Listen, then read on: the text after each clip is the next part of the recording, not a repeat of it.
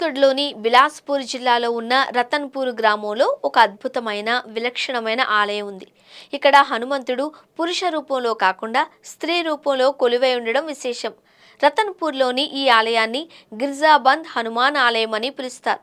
ప్రపంచవ్యాప్తంగా హనుమంతుడు స్త్రీ రూపంలో పూజలు అందుకునే ఏకైక క్షేత్రం ఇదే కావడం గమనార్హం.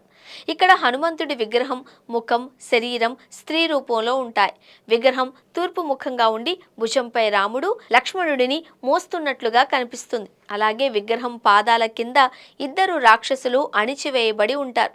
ఈ ఆలయాన్ని కొన్ని వందల ఏళ్ల క్రితం రతన్పూర్ రాజు పృథ్వీదేవ్జు నిర్మించినట్లు చెబుతారు. రాజు తీవ్రమైన అనారోగ్యంతో బాధపడుతున్నప్పుడు హనుమంతుడు అతనికి కలలో కనిపించి ఈ రూపాన్ని వెల్లడించినట్లు స్థానిక కథనం. స్థానిక కథనాల ప్రకారం రాజా పృథ్వీదేవ్ భక్తుడు. హనుమంతుడు అతని కలలో కనిపించి తనకు ఒక ఆలయాన్ని నిర్మించాలి అని, ఆ విగ్రహం చెరువు అడుగున లభిస్తుంది అని చెప్పాడు. రాజు ఆ చెరువును తవ్వించగా అక్కడ స్త్రీ రూపంలో ఉన్న హనుమంతుడి విగ్రహం లభించింది. ఈ విగ్రహాన్ని ప్రతిష్ఠించిన తరువాత రాజు తన వ్యాధి నుండి విముక్తయ్యాడు అని భక్తులు నమ్ముతారు. ఇక అప్పటి నుండి ఇక్కడ హనుమంతుడిని దర్శించుకుంటే సంతాన ప్రాప్తి కలుగుతుంది అని, కోరిన కోరికలు నెరవేరుతాయి అని భక్తుల విశ్వాసం.